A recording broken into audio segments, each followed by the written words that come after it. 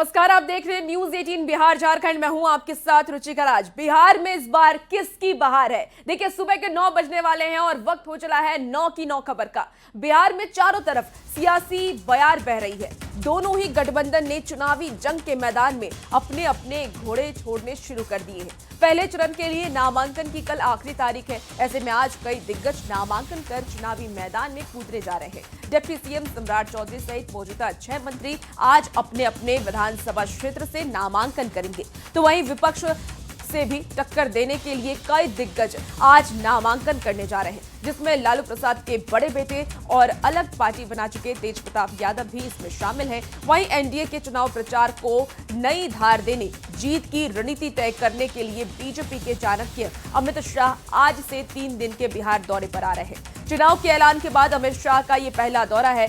बिहार फतह करने के लिए तमाम सियासी दलों ने अपने अपने दिग्गजों को उतार दिया है। बीजेपी की बात कर लें तो आज यूपी के सीएम योगी आदित्यनाथ 2 जगह जनसभा करेंगे। यूपी के डिप्टी सीएम केशव प्रसाद मौर्य भी चुनाव प्रचार करेंगे, जबकि त्रिपुरा के सीएम माणिक साहा, छत्तीसगढ़ के CM Vishnudeo Sai, deputy CM Arun Sao ने भी बिहार में डेरा डाल लिया है। वहीं केंद्रीय मंत्री अर्जुन मेघवाल, आंध्र प्रदेश के डिप्टी सीएम पवन कल्याण भी अलग अलग जगहों पर जनता से संवाद करेंगे। पूर्णिया में आरजेडी से बीमा भारती और संतोष कुशवाहा के नामांकन के दौरान तेजस्वी यादव भी शामिल होंगे। यानी कि बिहार विजय के लिए सभी ने चुनावी बिसात बिछानी शुरू कर दी है। और देखिए, इसी बीच एक बड़ी खबर सामने आ रही है। सहयोगी राहुल आपको बड़ी खबर बताएंगे। बिल्कुल, तो देखिए, आज दिग्गजों का नामांकन होना है और इस नामांकन में कई जो बड़े चेहरे हैं उनकी पार्टियों के वो शामिल होंगे और एनडीए की एकजुटता दिखाने की कोशिश होगी। और कोशिश होगी कि अगर बीजेपी का कोई प्रत्याशी चुनावी मैदान में है तो उसके लिए जेडीयू के नेता भी मौजूद रहेंगे। तो देखिए, कुछ बड़े नाम हैं। डिप्टी सीएम सम्राट चौधरी सहित 6 मंत्री नामांकन करने जा रहे हैं। तारापुर से सम्राट चौधरी नामांकन करेंगे, जबकि सरायरंजन से विजय चौधरी पर्चा दाखिल करेंगे। वहीं दरभंगा के बहादुरगंज से मदन सहनी भी नामांकन करेंगे।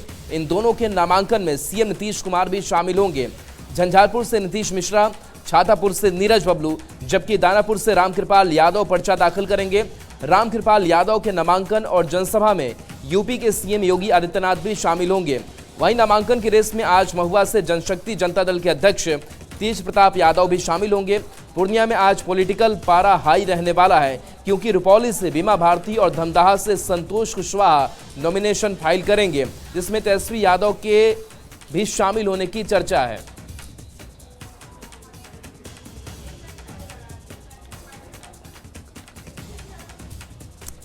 तो देखिए, आज कई बड़े चेहरे दानापुर से रामकृपाल यादव नामांकन करेंगे और यूपी के सीएम योगी आदित्यनाथ भी शामिल होने जा रहे हैं। सरायरंजन से भी नॉमिनेशन होना है।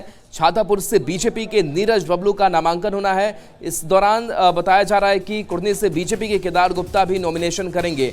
तो ये बड़े चेहरे हैं, बड़े नाम हैं। और नीतीश कुमार का आज से जो तूफानी प्रचार है वो भी शुरू होने वाला है। तो जेडीयू नेताओं के नॉमिनेशन में भी सीएम की सहभागिता होगी। इसके साथ चुनाव प्रचार प्रसार करना है। विजय चौधरी जो सरायरंजन से उम्मीदवार बनाए गए हैं, इनका भी नॉमिनेशन होना है। और इस नॉमिनेशन के दौरान एक शक्ति प्रदर्शन की कोशिश भी होगी, क्योंकि कार्यकर्ताओं का महाजुटान भी इस दौरान होता है। इसके साथ साथ जो बड़े नेता होते हैं वो चेहरे भी इस दौरान शामिल होते हैं। देखिए, कल की अगर तारीख की बात करें तो कल आखिरी तारीख है नॉमिनेशन की, और ऐसे में सारे जो नेता हैं वो नॉमिनेशन अपना पूरा कर लेना चाहते हैं। तो बिल्कुल, देखिए, बिहार में आज दिग्गजों का नामांकन होना है और तमाम जो बड़े नेता हैं, चाहे वो डिप्टी सीएम की बात कर ले या मंत्रियों की बात कर ले, वो आज नॉमिनेशन करने जा रहे हैं। तेज प्रताप यादव भी नॉमिनेशन करेंगे। इसके साथ ही कुर्नी से केदार गुप्ता बीजेपी से नॉमिनेशन आज करने वाले हैं। आपको बता दें कि रामकृपाल यादव दानापुर से नॉमिनेशन करेंगे और रामकृपाल यादव के नॉमिनेशन में यूपी के सीएम योगी आदित्यनाथ भी मौजूद रहेंगे। महुआ से तेज प्रताप यादव नॉमिनेशन। और ज्यादा जानकारी के साथ न्यूज 18 संवाददाता रवि एस नारायण इस वक्त सीधे हमारे साथ लाइव जुड़ गए हैं। रवि, आज का दिन बहुत खास है क्योंकि तमाम बड़े नेता आज नॉमिनेशन करने वाले हैं। ऐसे में क्या तैयारी है इन लोगों के नॉमिनेशन को लेकर के? जी बिल्कुल, जदयू की बात करें, आरजेडी की बात करें या फिर बीजेपी की बात करें, तमाम दलों के जो बड़े चेहरे हैं आज नामांकन कर रहे हैं और बड़ी तैयारियां हैं। चूंकि नॉमिनेशन के सिर्फ 2 दिन बाकी है, आज और कल।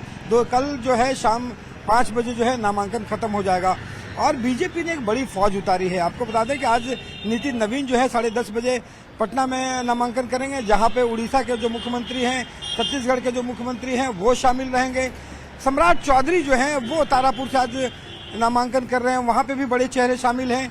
रामकृपाल यादव हैं, जहां पे योगी आदित्यनाथ खुद यहां पे रहेंगे और जनसभा को भी संबोधित करेंगे।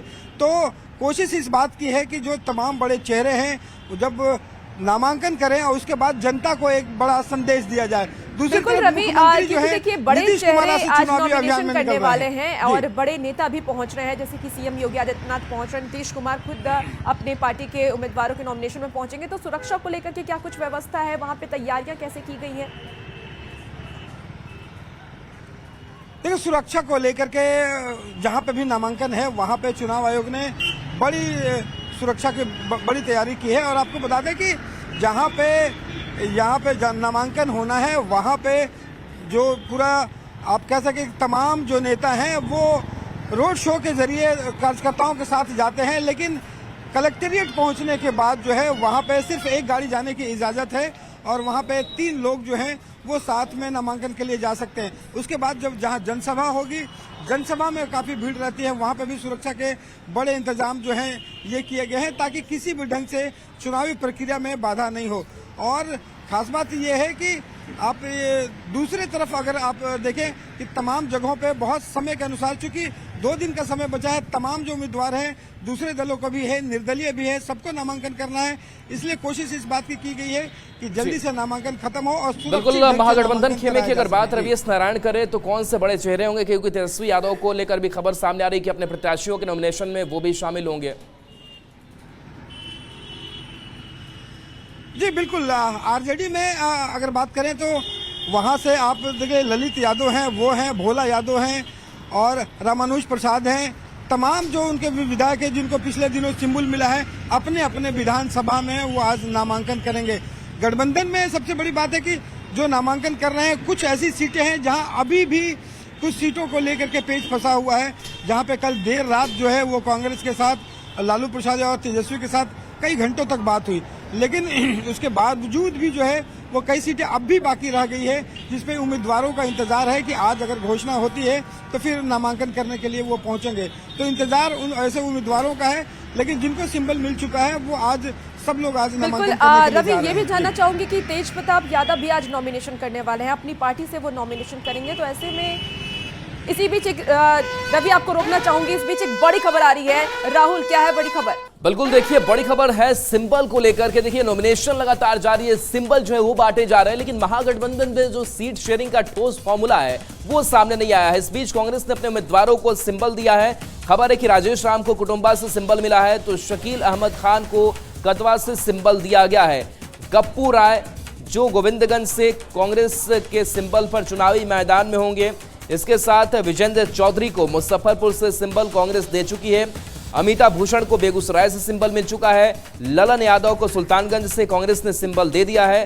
अमरपुर विधानसभा से जितेंद्र सिंह को सिंबल मिला है और वहीं जितेंद्र यादव को पूर्णिया विधानसभा से सिंबल कांग्रेस ने दिया है। औरंगाबाद से आनंद शंकर सिंह को सिंबल मिला है, तो प्रतिमा दास को राजापाकर से सिंबल दिया जा चुका है। जयेश सिंह को बगहा से कांग्रेस का सिंबल मिला है, तो अमित कुमार टुन्ना को रीगा से सिंबल मिला है। बिल्कुल, देखिए हमारे साथ न्यूज़ 18 संवाददाता रवि इस वक्त लगातार हमारे साथ जुड़े हुए हैं। रवि, क्योंकि देखिए एनडीए में तो सब कुछ फाइनल हो चुका है, उम्मीदवारों की भी घोषणा हो गई है, अब नॉमिनेशन की प्रक्रिया भी चल रही है, लेकिन महागठबंधन में अभी भी पेच फंसा हुआ नजर आ रहा है। क्या लगता है कब तक महागठबंधन में सारे पेच को सुलझा लिया जाएगा? देखिए अब समय भी कम है, बहुत कम समय बचा है। ऐसे में तमाम दलों को जो गठबंधन के जो जहां पे परेशानी है वो आज किसी न किसी ढंग से सहमति करके आज जो है सीटों की घोषणा जरूर कर देनी होगी। लेकिन गठबंधन में दूसरी पेच है कि देखिए कोशिश इतनी की गई, यहाँ से लेकर के दिल्ली तक जो है वो बैठक की गई, बावजूद इसके एक एक जगह पे 2-2 सिंबल जो दिए गए हैं गठबंधन की तरफ से, वो मुश्किलें खड़ा कर रहा है। कल जब पहले ही से ही सीपीआई ने घोषणा कर चुकी थी कि बछवाड़ा जो सीट है वहाँ से अवधेश राय को अपना सिंबल देकर के अनाउंस कर दिया था, लेकिन कल कांग्रेस ने वहाँ पे गरीब दास जो कांग्रेस के उम्मीदवार होंगे उसकी घोषणा कर दी। तो ये साफ हो गया कि गठबंधन में बछवाड़ा सीट पर जो है वो फ्रेंडली फाइट होगी। और एक ही गठबंधन में दो चेहरे जो है आपस में लड़ते हुए दिखाई पड़ेंगे। तो यहाँ पे कोशिश इस बात की है कि 4-5 ऐसे सीट जो दरभंगा और समस्तीपुर के हैं उसमें पेंच फंसा हुआ है और उसे लेकर के आज भी जो है वो मंथन होगा और कोशिश की जाएगी। बिल्कुल रवि, और ये भी जानना जारी कर चाहूंगी दें। कि देखिए क्योंकि फ्रेंडली फाइटर जैसा कि आप कह रहे हैं अपनी मुश्किलें खुद ही वहां गठबंधन बढ़ाता हुआ नजर आ रहा है, ऐसे में आरजेडी की इसमें क्या भूमिका है? तेजस्वी यादव हो या फिर लालू प्रसाद यादव हो, कैसे इसे सुलझाने की कोशिश करेंगे ताकि फ्रेंडली फाइट कम से कम ना हो? देखिए, सियासत में कहा जाता है ये शब्द की फ्रेंडली फाइट है, लेकिन फाइट होती है। अब सीपीआई के उम्मीदवार जो है अपने उम्मीदवार को जिताने के लिए पूरी टक्कर देंगे और सामने में अपने ही सहयोगी है उसे हराने की कोशिश करेंगे। लेकिन इस तमाम चीजों के बीच जो है कुछ ऐसी सीटें हैं जहां पे कांग्रेस को लगता है कि हम मजबूत हैं, लेकिन आरजेडी के जो उम्मीदवार हैं वो आरजेडी जो है वो उस सीट को छोड़ना नहीं चाहती। सीटों को लेकर के कोई समस्या नहीं है, लेकिन जो विधानसभा है जहां से अपने अपनी उम्मीदवारी के लिए दावेदारी पेश की है, जैसे आपको बता दें कि जो जाले है, जाले में आरजेडी जो है ऋषि मिश्रा को टिकट देना चाहती है, जो जदयू छोड़ करके कभी जदयू के विधायक हुआ करते थे वो वहां से लड़ना चाहते हैं। तेजस्वी यादव किसी कीमत पर जाले सीट जो है वो नहीं छोड़ना चाहते, लेकिन कांग्रेस भी अपना दबदबा बनाए हुए है कि वहां से वो उम्मीदवार उतारेंगे। ऐसे ही दरभंगा के 3-4 सीटें हैं। कोशिश इस बात की जा रही है कि आपस में मिल करके इतने मंथन के बाद भी जो है अगर उम्मीदवार की घोषणा नहीं होती है तो अगले 2 दिनों में मुश्किलें बढ़ सकती है। तो कोशिश की जा रही है कि आज किसी भी ढंग से तमाम जो उम्मीदवार हैं, तमाम जो पेच है वो सुलझा लिए जाएं और एक साथ चुनाव लड़ा जाए। जी रवि, कांग्रेस की तरफ से कई उम्मीदवारों को टिकट दिया गया है, सिंबल दिया गया है, ऐसे में महागठबंधन जो इस बार उम्मीदवारों को सिंबल दे रही है, क्या स्ट्रैटेजी अपना रही है महागठबंधन? इस पर क्या जातीय समीकरण को ध्यान में रखा जा रहा है या फिर किस नए चेहरे को मौका दिया जा रहा है? देखिए, हर कोई जो है अपनी रणनीतियों के तहत सिंबल इस बार बांटा है।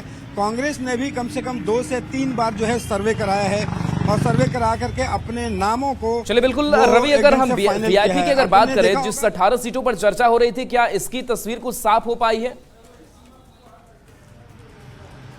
देखिए, आपने सही बात छेड़ी है कि वीआईपी को लेकर के पशोपेश अभी भी जारी है और इसे लेकर के गठबंधन में तनाव बढ़ता जा रहा है। 18 सीट देने की बात कही जा रही है, लेकिन अभी तक आपने देखा होगा कि आरजेडी है, कांग्रेस है, वाम दल है, तमाम तीनों वाम दल हैं, सबने अपने अपने सिंबल्स दे दिए हैं अपने अपने उम्मीदवारों को।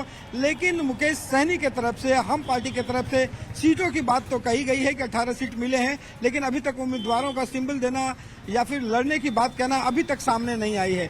तो इसे लेकर के गठबंधन में परेशानी बढ़ी है कि आखिर वीआईपी की तरफ से घोषणा क्यों नहीं की जा रही है, क्या कब वो घोषणा करेंगे और अगले उनके जो कदम है उसका इंतजार गठबंधन में सबको है। कांग्रेस को लेकर के मुश्किल यही है कि वो जो 7-8 सीटों की जो घोषणा करने वाले हैं, अभी तक हम पार्टी ने घोषणा नहीं किया है। इसका इंतजार पूरे गठबंधन में है कि आखिर मुकेश सहनी आज क्या चले बिल्कुल नजर बना करके रखिए आप रवि इस पूरे अपडेट को लेकर के। तो देखिए, मुकेश सहनी की चुप्पी बहुत कुछ कहती है, क्या होना है ये भी देखना दिलचस्प। बिल्कुल राहुल, आपको बता दें कि इस बीच एक बड़ी खबर आ रही है और देखिए बिहार के रण में बीजेपी के दिग्गजों का तूफानी दौरा अब शुरू हो गया है। आज यूपी के सीएम योगी आदित्यनाथ बिहार में 2 जगहों पर चुनावी जनसभा को संबोधित करने वाले हैं, सभा करेंगे। योगी आदित्यनाथ की पहली सभा दानापुर के ओरनेगानो रिजॉर्ट में की जाएगी। खगौल रोड में ये जनसभा होनी है और ये सभा करीब 12 बजे होनी है, जबकि दूसरी सभा की अगर हम बात करें तो सहरसा में करीब 2 बजे ये सभा होगी और उनकी दूसरी सभा सहरसा के पोलो मैदान में होनी है। तो योगी आदित्यनाथ भी चुनावी मैदान में उतर गए हैं और देखिए उन्होंने खुद एक्स के माध्यम से ये जानकारी साझा की है लोगों के साथ। इसी बीच देखिए मुख्यमंत्री नीतीश कुमार आज से चुनाव अभियान की शुरुआत कर रहे हैं। सबसे पहले सीएम सराय रंजन में विजय चौधरी के नामांकन में शामिल होंगे और उसके बाद बहादुरगंज से जेडीयू नेता और मंत्री मदन सहनी के नामांकन में शामिल होंगे। नीतीश कुमार न सिर्फ जेडीयू बल्कि एनडीए के सभी घटक दलों के कई जनसभा में आज दिखेंगे और चुनाव प्रचार को नई धार भी देंगे। मुख्यमंत्री आवास से ज्यादा जानकारी दे रहे न्यूज 18 संवाददाता रवि एस नारायण। मुख्यमंत्री नीतीश कुमार आज से अपने चुनावी अभियान की शुरुआत कर रहे हैं और आपको बता दें कि जो जदयू के कई बड़े दिग्गज जो है वो आज नामांकन करने जा रहे हैं और आज से नीतीश कुमार जो है चुनावी अभियान के लिए निकल रहे हैं।